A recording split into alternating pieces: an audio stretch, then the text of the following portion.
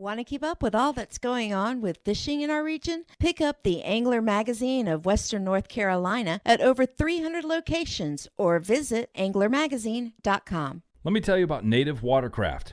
Native Watercraft, locally made fishing kayaks designed for Carolina waters and beyond.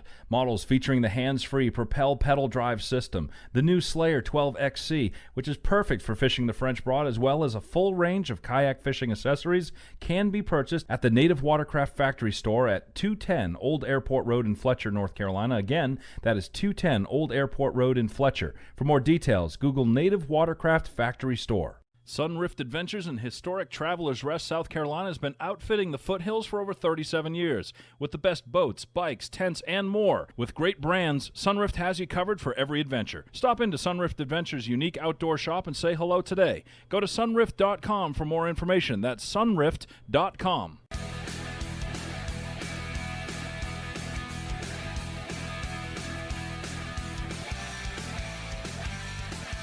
And welcome back for another episode of Matt and Michele Outdoors, and another conversation, I should say. You know, I always forget, because of the way we do the show, Michele, that with radio, it's very packaged. It's a very structured show. Yes, very structured. But our show, broader sense and lifestyle, is not very structured at all. We've gotten all loosey-goosey around here. It's just a lifestyle, and we export it through our digital means. We just do. We don't have the same time constraints that radio gives us. Time, I spit in the face of time.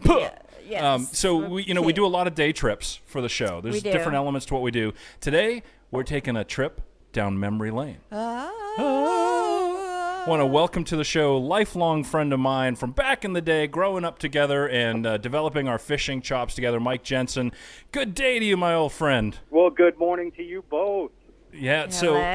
Hi, Mike. This is going to be a really interesting episode, because this is all Mike and Michele. This, Okay, that's how I feel. I'm a little bit paranoid going into this, but let's start off with how you know Mike. So that's what I was going to do. That's what I was going to do. So, this is before online dating. There were things called neighborhoods, and we weren't dating, but we were friends. The stuff of just get the to way how you set it y'all up, met. I felt like I had to give an epic introduction or something. No.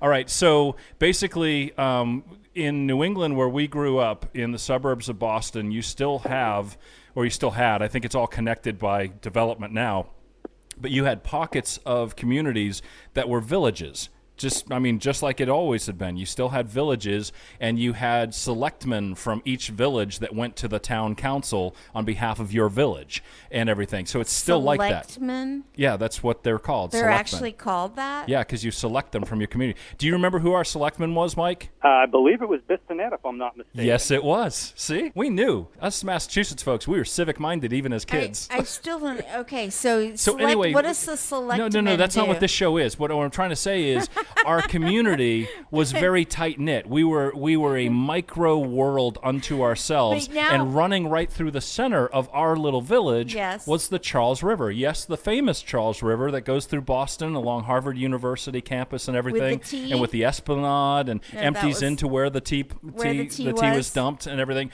But where we lived, it's just a small little tiny river, but it does have a series of ponds and lakes that are kind of along the way where old mill dams had been built. And so fishing was a huge part of our growing up. Street baseball and ice hockey in the backyard with flooded little rectangles with our dad's hoses and stuff like that, and fishing. That was a lot of what our life was. And did I leave anything out there, Mike? Is that a pretty good description for people that don't understand the kind of little bubble world that we lived in? The only thing I would correct you on is the ice hockey statement. I think we spend more time ice fishing than we did ice hockey. Well, that is true. Once we had the means of transportation to get to where the still water was, we were out there, and it was artistic too. For ice fishing for us, we would get all the tilts. We would drill the holes, put the tilts out and everything, the little traps with the flags that go up when a fish hits it and everything, and we'd all congregate on one spot. And you could hear out on the frozen lake when one of these little metal things, a little flag would flip up and go just like That's that. So cool. And we'd take turns running for the traps. And you got full sprint on ice, and depending on the smoothness of the ice, you'd go into this knee drop slide kind of thing, a certain distance from it. Yeah. And when you were really good good at it, you could actually grab the tilt as you slide into the hole. And I'm trying to think who was the most artistic with that running slide grab approach. But yeah, we spent that's Jay. That's Jay without question. He had it down to an art form. Yeah, and he was the biggest guy amongst us, too. To see him run across the ice was a wonder if it was going to crack and fall in behind him.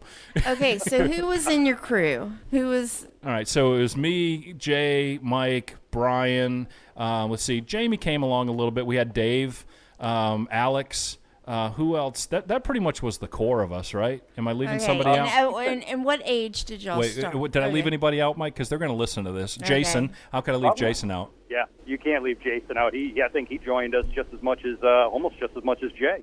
But he was always so mellow, just kind of like, hey, guys, yeah, hey. That's the best. Yeah. Go, Jason. Okay, so how old were y'all when y'all first started running together fishing? Oh, let's see. Well, the fishing... I was about 13, 14, if I remember correctly. Okay. Well, I was going to say it really... Here's something that won't surprise anybody that knows me. At some point, I kind of coalesced our activities around this annual fishing tournament thing, and I was the guy that had the 110 camera, which meant I was taking pictures of everybody with fish, and so everybody had to come by it was and see it. And we would keep records of who was catching what through the year, and so I remember Mike. I think you got big bass one year. Would you show up at your doorstep to take pictures? Yes, people would show up at my doorstep with fish, and but we were out a lot. This is before we understood catch and release fully, but but remember we used to do the annual. I'd keep track with the notebooks, and we'd have leaderboards and everything. And once we started doing that, it kind of gave something. In hindsight, it gave us something measurable to all be working toward and comparing on. Yeah, nice. And that kind of coalesced a lot of our stuff and our camping trips and our float trips and our fishing and all that stuff. And what kind of fish would y'all catch? What do y'all have in the Charles? And Mike? Yes, Mike? Well, predominantly we were bass fishermen, but it depended on the season because there were many a winter we would actually do trout fishing in the Charles and did really well. In the Charles and also, Matt, Stall Brook. Oh yeah, Stallbrook, this little tiny little creek. Never heard of that. Oh, that's the creek. Yeah, it was a little creek that fed into the Charles River, but it was just this little grassy kind of creek that ran behind the elementary school where we were at. Aww. And there was one spot where there was like this really weird out of place rock waterfall viaduct looking thing, and beneath it was pretty deep. And yeah, we caught some good trout in that little stretch of the creek right there, and also brook trout. When we were growing up, I don't know what the Charles River's like now, but when we were growing up, you could actually catch some native brook trout in the Charles River. Where were y'all when y'all were doing the ice fishing? I'm fascinated by that. Coming from the deep south, I've never seen that kind of fishing. I've only seen it in a movie every now and then where they drill a hole. Yeah, but we weren't the kind that sat there and jigged. Yeah, that wasn't us. I mean, y'all just put up this little flag like you were saying, and then you ran and got it. All right, Mike, you take away the ice fishing tutorial for our southern friends, if you would please. Okay, well, the ice fishing you see on TV, you got the heated little cabins with little fish. That's exactly it. Yes. No, absolutely not. Okay. We are out in the I love learning. Yeah, you drill a hole in the ice. You have a special little rig that forms a cross over the top of the hole so it doesn't fall in. And then your reel and your bait are submersed under the water, and we use live shiners, live minnows. And we would put it down there. We'd bend the flag over, and when the line went out, it would trip that flag, and the flag would spring up in the air. Well, we would go to a multitude of places. Our favorite was, at least my favorite, was probably Box Pond ice fishing. Yeah, Box Pond. But there were several others we would go to. And just a little more info, Michele. This is not something you just, you're sitting around on a Sunday morning and, hey, let's go ice fishing. Right. No. We would be packed up on the road 3:30 in the morning, 4 o'clock in the morning. Oh. Mm-hmm. And what did we load up? What vehicle were we using? Usually the Subaru. Yeah. We called it the Baja buggy before the Subaru Baja had ever come out. And then we had the milk crates with all the gear in it. Yep. And, of course, who could forget the Mountain Dew?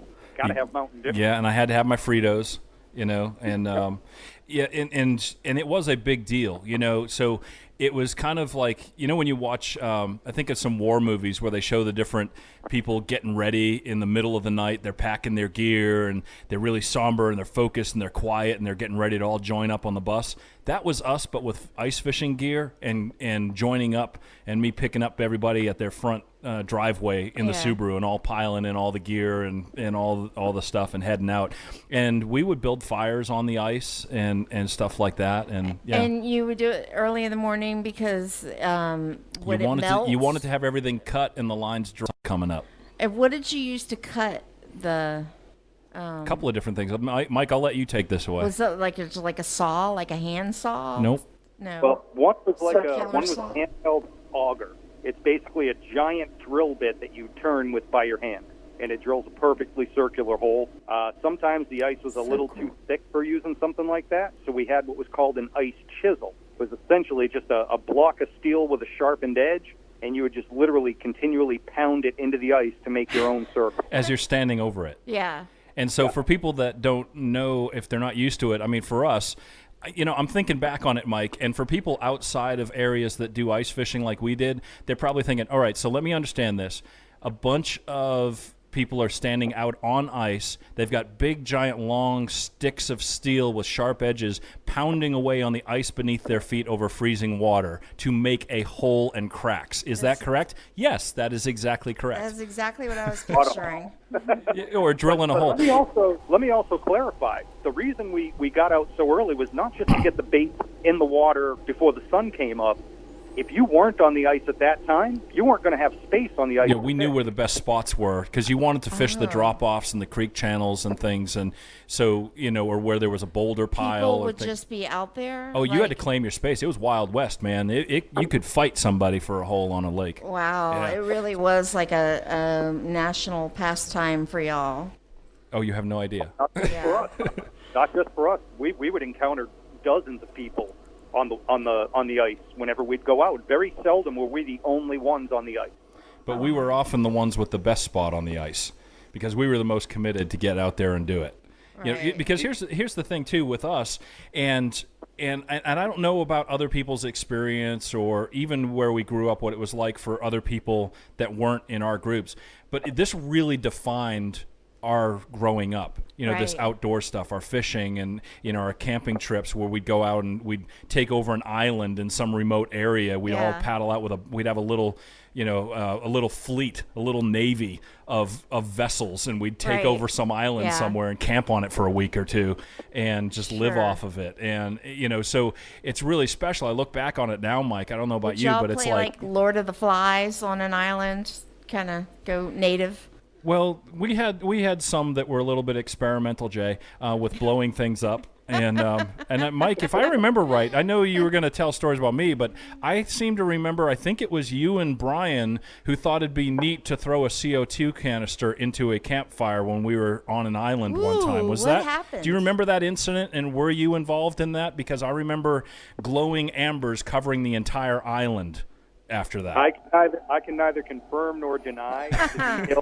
Good answer. But yes, I do recall that event quite clearly. There was also an incident with an individual who will remain unnamed, where we had a little propane-powered Coleman grill. Well, that empty propane tank, if I recall, happened to make its way into a fire pit one night as well. And wasn't necessarily empty as was thought. Teenage boys. Danger. Oh, believe me, I had sleepless nights with my oldest son going out on trips with his friends, thinking back to our trips. You should. Like karma is. When you look back, Mike, part of this conversation, not just a walk down memory lane, but an encouragement for people to get outdoors, and especially now with all the social distancing and everything, being outdoors is still a way that we can all get out there and be together while still being apart. You know what I mean? And we can create memories and lasting impacts. So I hope that telling some of these stories is not just, a fun walk down memory lane kind of thing, like Stand By Me kind of thing, but also as an encouragement for people to get out there and create these memories. What kind of things stand out to you when you think back to, where we grew up and the outdoor activities we were doing with the fishing and canoeing and camping and all the stuff that was our lifestyle? What are some of the key memories that pop out for you? Oh, goodness. I've got so many of them, Matt. I mean, to generalize, just the camaraderie. I mean, the feeling of togetherness, because it wasn't just out on the water. It was, playing Super Mario Brothers in the basement of your house. Mm-hmm. I mean, it was sitting on Jay's front porch talking about, where we're going to go fishing tomorrow. It was all the other social aspects aside from water. Mm-hmm. That really stick in my mind as a generalization. But if you want actual specifics, I mean, I have a memory talking about ice fishing. If you remember, Matt, we were at Whitehall Reservoir. We went to check one of the tip-ups and looked down in the hole, and there's a pike with a minnow sitting in its mouth. You could actually see it down in the water. I remember it was only in like 2 feet of water, and it was a huge pike just sitting there with the minnow in its mouth, and we're looking through the hole. I remember that. I had forgotten about that. We didn't catch it, by the way. No. Oh, was it too big to even get out of the hole? I don't know how big a pike is. I don't know what a pike is. What's a pike? Well, a pike is, are you familiar with muskie at all? Yes. Pike is very similar to a muskie. Okay. All right, got it. It's a log with teeth. Yes. Okay, that's a good answer. One for me that stands out, and I've talked about this on the show before, was when we would go canoeing in the snowstorms.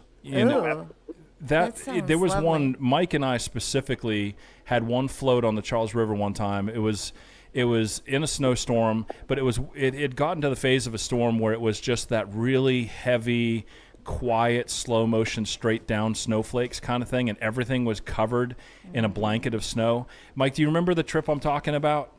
I absolutely do, and I also remember it was not snowing when we put the boat in the water. That didn't start until about 30 minutes into the trip, and then it just came out of nowhere. And it was such an amazing experience because everything, like, time slowed down, and it was so quiet, Mike. I can remember we're sitting in the canoe talking, and I remember even us talking with each other in the boat seemed muted.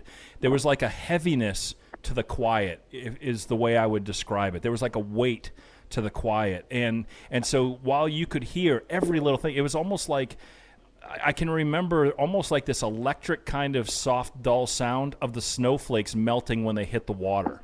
I mean, it was a magical kind of thing. Well, not only that, you could actually hear them hitting the branches and anything else, grasses.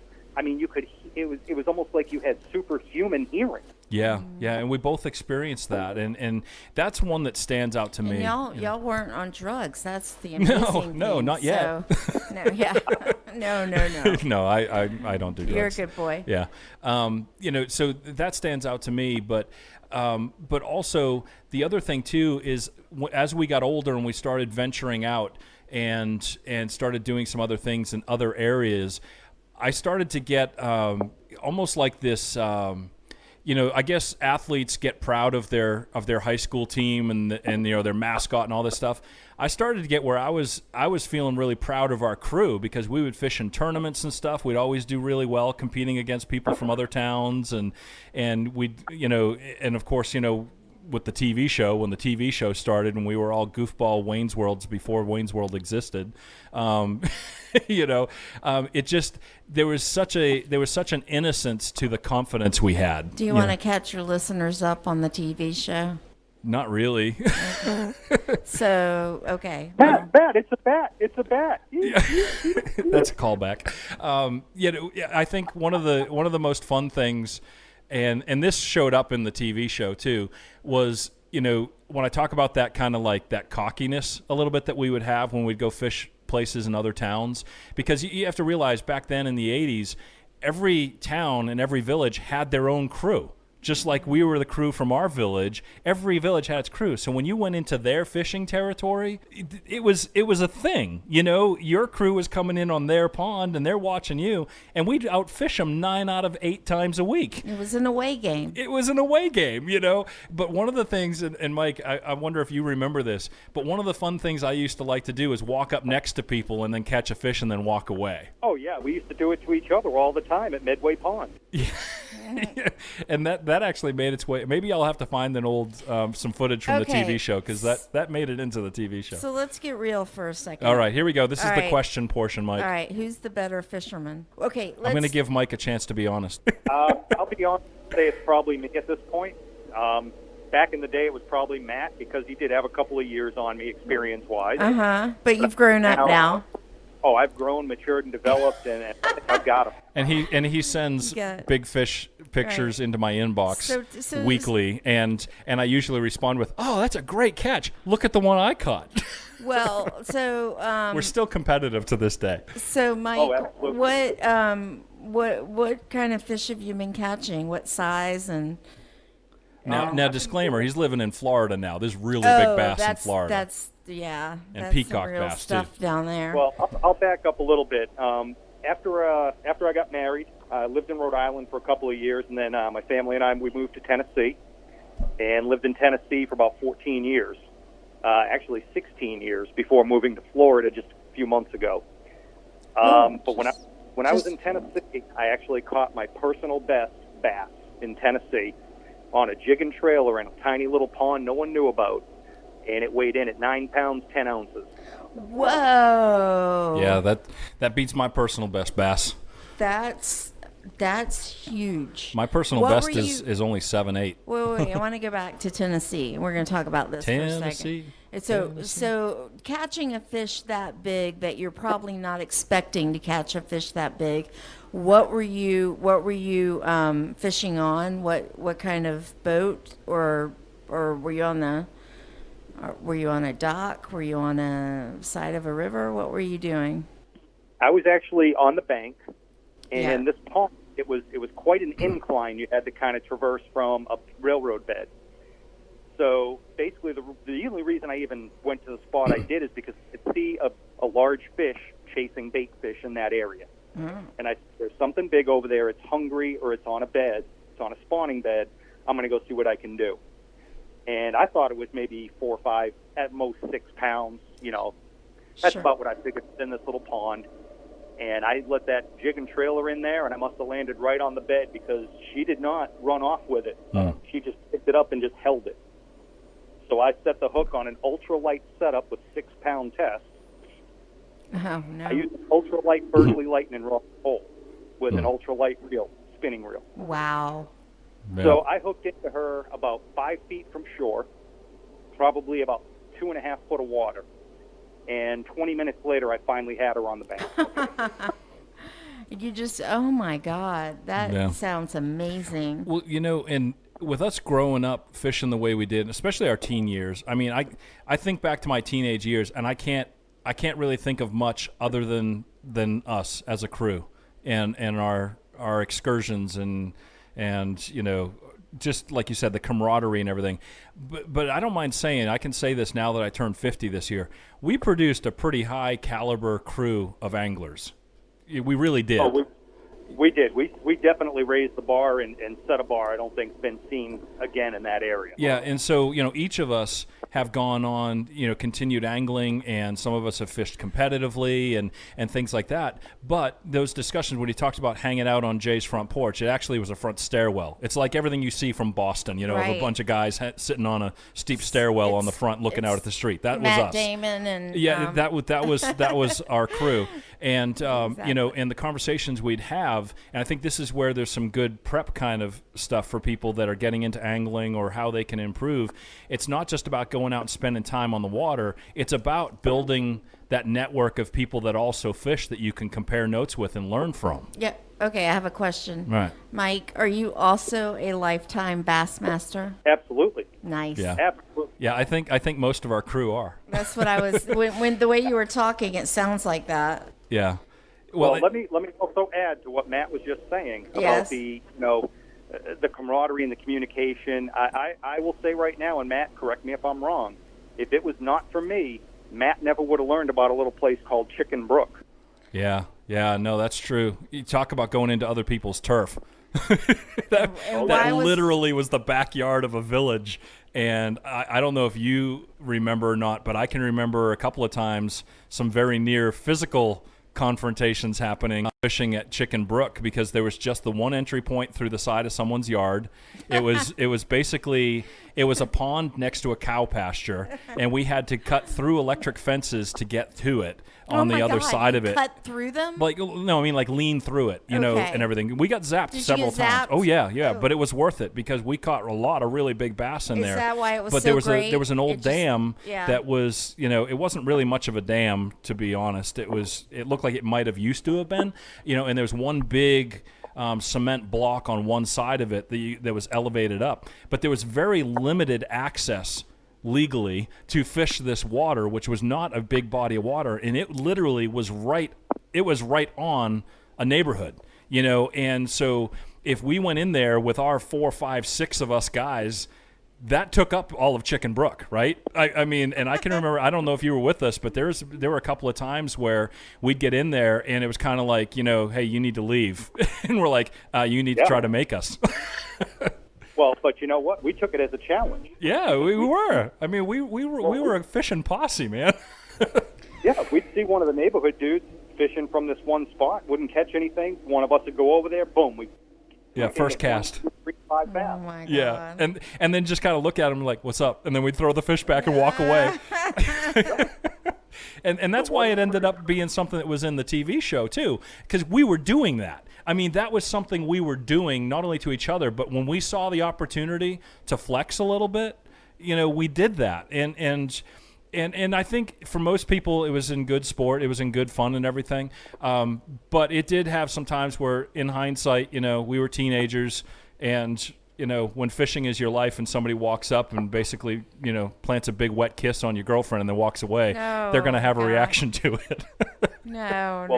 Matt, I'm going to go ahead and share this with you. I actually still did that in Tennessee at a little place called Glen Springs. There were these two guys in probably a $35,000 bass boat fishing in a cove. I was about 85 feet behind them in a little rental John boat, aluminum John boat, and they're going through. I'm basically fishing right behind them, maybe 100 feet behind them, 75 to 100 feet, and they're not catching anything. I'm catching one every other cast. Yeah. And Michele, this sounds familiar, doesn't it? It does sound familiar. It does. So, got to a point, I hit a little bed of lily pads off a point, cast it in there, pulled in about a 4-pound bass, and they had just fished it. I mean, fished it for about 10 minutes, didn't get anything. And I hooked first cast into it, I pull out a 4-pound bass. It prompted them to roll over to my little John boat and start begging me to tell them, what are you using? How are you catching these fish? Yeah. And I just smiled. Yeah. Say, well, we're fish whisperers is what we are. Yeah. And you know, it's funny because we were on a recent day trip filming for an episode, and we had a guide, which was awesome. He was awesome, and we had such a great time. But Michele picked up on the fact that as the day went on, you want to... Well, do you want to say this? Yeah, go ahead, say it. It's fine. Okay, yeah, because Matt was just like, I mean, he does his thing. This is Matt all the time when I go out fishing with him. He's like, cast and catch, cast and catch, cast and catch. And the guide, as we were going on, you could tell he was starting to be like really like trying to catch fish. I got to catch some fish. This guy's showing me up. Yeah. And he didn't. At the end of the day, he didn't even get. He got a couple. He just got a couple, and you got like 20. Yeah, and some good sized ones too. Yeah. You know, which was funny because, you know, like we'd come up on an area and everything. We're going to his spots and everything. And he was great. Again, awesome. I mean, awesome experience. Wonderful guy. Great day of fishing. But as the day went on, and you know, as a guide, I had already caught anything you would hope to catch when having a guide. I mean, package delivered. But as we got talking more, and he's realizing, oh, this guy actually knows what he's doing, and we were kind of chirping back and forth between the boats. I'm in my 18-foot green Coleman canoe, and he's in his big bass boat and everything, and it's the same kind of thing, that age-old chip on the shoulder, but in a friendly way that I've always had, like you're talking about, Mike. It just comes out. And so we're going into an area, and he's fishing a spot, and he's not getting anything, and I'm chirping from the thing like, hey, why don't you try using this and that and everything. You can see he's like, dude, I'm a guide. And then I pull over to the spot where he's been fishing, and I pull out a 4-pound bass. Yeah. And it was fun. It was all in good fun, and he couldn't have been happier. But I definitely would love to get back there, and just getting out there with people that can fish at a level of precision. Well, he does tournaments every weekend. The guide out of that lake. They have regular tournaments, and Matt hasn't done a tournament in it's been a long many time. Many years. How about you, Mike? Do you do tournaments? I haven't done a tournament in a long time, but it's been more due to time constraints and just personal obligations. I just didn't have that time. Well, you've recently moved. Obviously, that is a big thing. Getting in a new area. Well, and just true confession, I'll just do it right now, Matt. I did it again this morning. I hate to admit it. I bumped into a body of water, and I walked pretty much right behind him and hooked into 2 bass not 2 minutes after he stopped fishing them. Well, and it's one of these things too, and this is going to be more for seasoned and well-cooked anglers. It's a weird kind of balance act you do when you go fishing with people that haven't had the experience and the skill sets developed over years, that you want to bring people out fishing, but you don't want to frustrate them to where they don't want to go anymore. You know what I mean? And so, like, whether I'm fishing with Michele, who's learning and doing great. But I don't catch anything. I've just given up now. She's caught some fish. I just like fishing. I don't need to catch anything. That's fine. But it's one of those things where it's kind of like, fishing for some people, it's like, oh, I gotta go get some worms and put a bobber on. That's not what we're talking about here. We're talking about actual, like, sport focused angling, finesse and really deciphering all of the natural evidence that's around in the water, on the shoreline, the water temperature, the color, the air temperature, the barometric pressure. I mean, there's a sort of science to it, and then there's just taking that lifelong experience and trusting your instincts. You build up this like fish radar kind of thing, and you just kind of feel your way through it based on all the knowledge and experience that you've gotten. What advice do you have, Mike? Because I feel like you're there too. Like I am, where you want to get people out fishing, you want to teach them our sport and encourage them to be in the outdoors, and you love to get out and go. But at the same time, you don't want it to be like, oh my goodness, this person's making it look easy. They're catching 20 fish. I can't even get a bite. How do you kind of bridge that? Oh, come on, you kind of want to do that. No, not when I'm trying to teach someone fishing. The best advice I can give is just over and over, as redundant as it seems, preach patience. Fishing is all about patience. Very seldom are you going to go out on any given day and get your limit. Very seldom is that going to happen. To Matt's point, there's a lot of other factors that come into play. I mean, moving from New England down to Tennessee, the fishing techniques that worked up there do not work in Tennessee. I had to relearn. Same thing moving down here to Florida, completely different techniques. Techniques that used to net me, 4 or 5 pound bass consistently won't even get me a glance down here in Florida. So I'm having to pay very close attention to what's happening in the water. What's the water temperature? When was the last rainfall? Where is the coolest water going to be? Because that's where the bass are going to start congregating. And here recently we've had some afternoon showers where we've gotten a couple inches of rain. So some of these retention ponds have filled up. The cooler water, believe it or not, is going to be where the rain comes into the retention pond, that cooler water. And when there's cover in that cooler water, that's where the fish are going to be in the mornings. In the afternoons, they go deep, and it's hard to get them from the bank. But again, when you're fishing with somebody that's out there just learning or isn't as experienced, you just have to preach patience. And it's okay. if the more seasoned angler gets a fish every now and then, it shows the other person fish are here. It just takes patience. It takes practice, and it doesn't happen. I mean, people need to keep in mind, Matt and I, we can sit here for probably a 12-hour episode without pausing talking about our success stories. I believe it. Gleefully. Yeah. But we've also been fishing for 30+ years. Right. Yeah. That's just, I mean, and fishing a lot. I mean, it was our entire lifestyle for a decade. Yeah. Whereas today, everybody's online gaming with Fortnite or Call of Duty, or fishing sim world.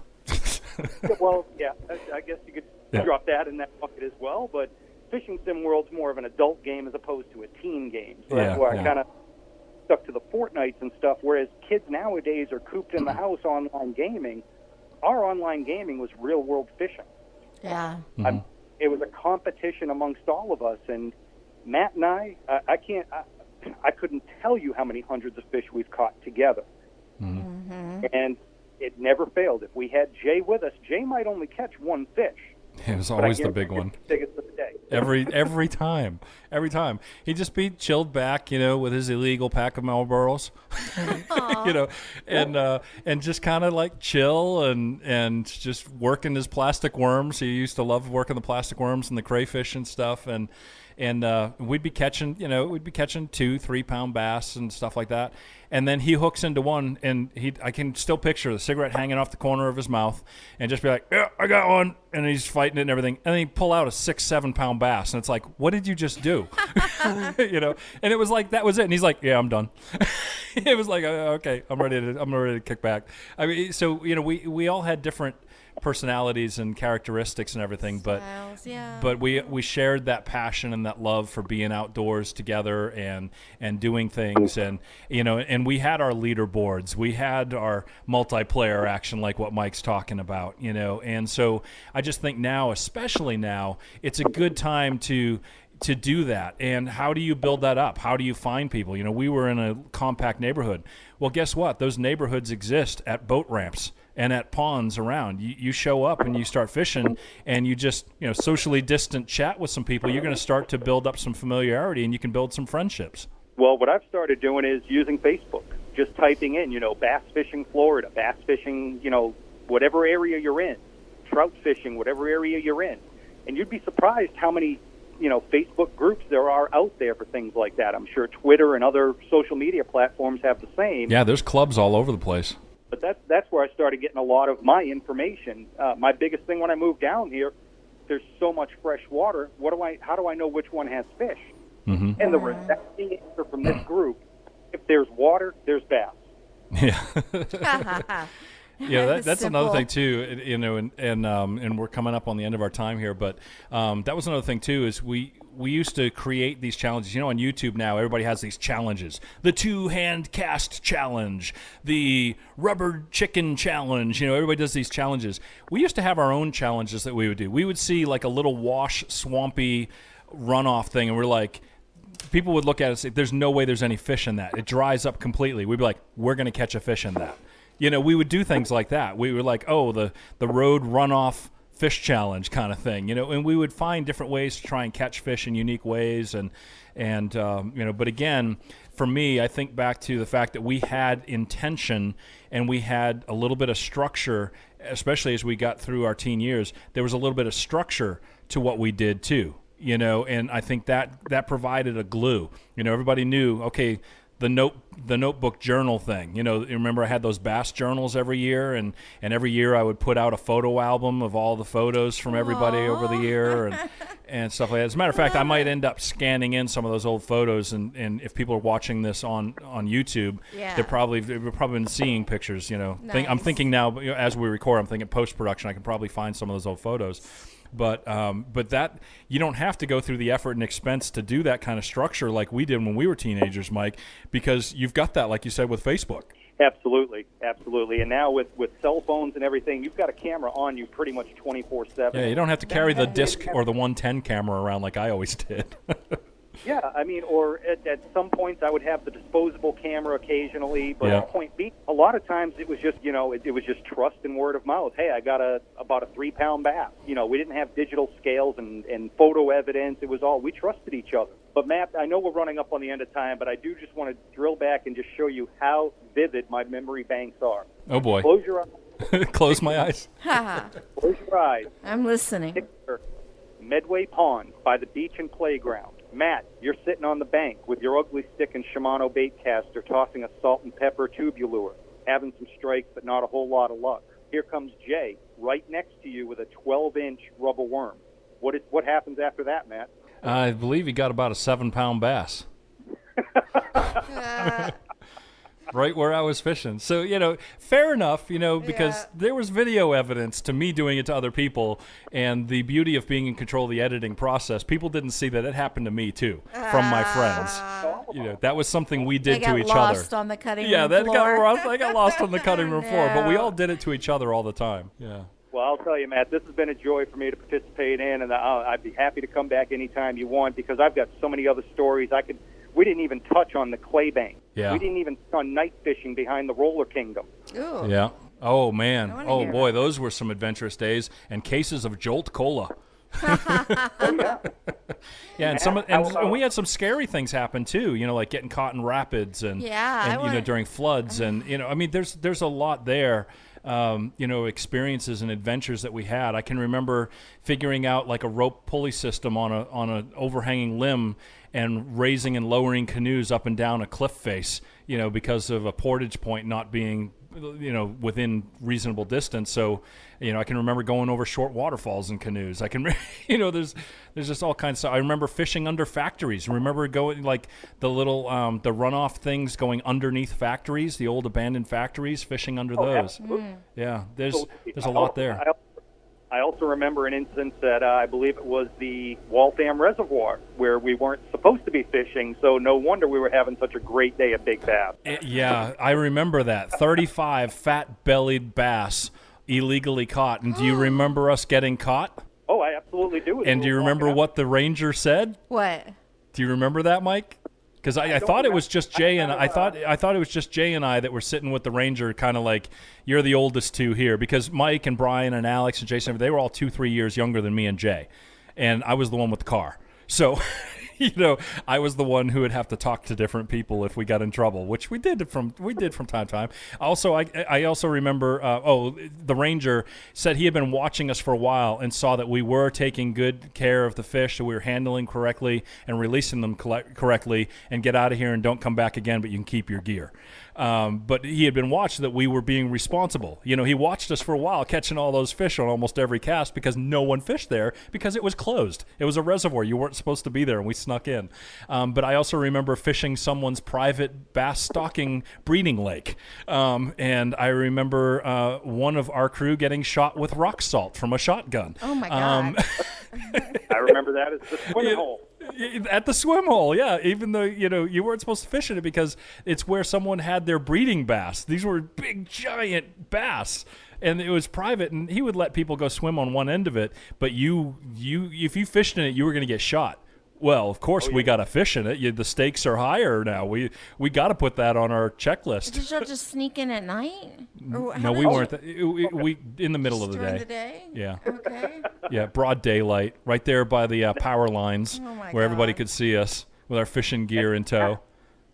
One more thing. See if you remember the pipe. The pipe. Yes. Wow, I had forgotten about the pipe. And, that's the thing. There's so much there, and I'm so grateful for it that we had each other and the camaraderie of that. For the most part, kept us out of any real trouble, in hindsight. The trouble we got into was pretty minor. Like good boys, yeah. I definitely had a much different growing up. Well, yeah, in New Orleans, I can imagine. Yeah, okay. All right. But it's really cool. And the thing is, too, for the most part, our parents gave us a long enough leash to be able to go and have these experiences. Yeah, that's Agreed. cool. Yeah. They encouraged it. A lot of them encouraged it. Yeah. Get us away from the house. Yeah, those were the days where you just send your kids out to play all day long. Yeah. And, sorry. She was drifting off the mic. I drifted. But, yeah, those were the days when you would just send your kids out to play in the street. Yeah, the punishment was having to stay in. Just come home before dark, and that was... When the street lights came on, it was time to head home. Yeah. Well, except for us. It was like, oh, school's about to start back. Time to head home. Well, Mike, it's been a real pleasure, and it's great to talk with you, my friend, and go down memory lane. And I hope it stirred a lot of memories for a lot of our listeners and viewers as well. And if you want to still create these kind of memories and these kind of relationships, it's never too late to do that. You know, Michele and I are doing that right now with this show. Yeah. You know, we're building a network of new friends and getting to get out there and share this passion and getting these experiences. You know, I mentioned with the guide. Oh, man. Right. I mean, instant friends. I mean, we feel like lifelong friends. He pulled us around in the lake in his tugboat. Yeah. We his bass had that boat. big old guide canoe getting tugged by a bass boat, so we didn't have to paddle. It was so fun. That's the way to do it, Mike. Oh, yeah. Yeah, but it's a real pleasure, and send my love to the family and all, and we look forward to when all this stuff is done and we can do a little excursion fishing trip of our own and put an episode together on the water. That would be awesome. That'd be a lot of fun. Well, that'd be great, man. I'm looking forward to it. And again, appreciate you having me on. And I'm already scoping out some peacock bass locations down here in Florida for us when you do make the trip. Oh, you know it's on my bucket list. Yay. All right, take care. Thanks, guys. Mike Thanks. Jensen, everybody, and we appreciate you tuning in. Thanks for listening to another episode of Matt and Michele Outdoors. Be sure to follow us on YouTube, Facebook. Of course, if you're listening on the radio, go digital.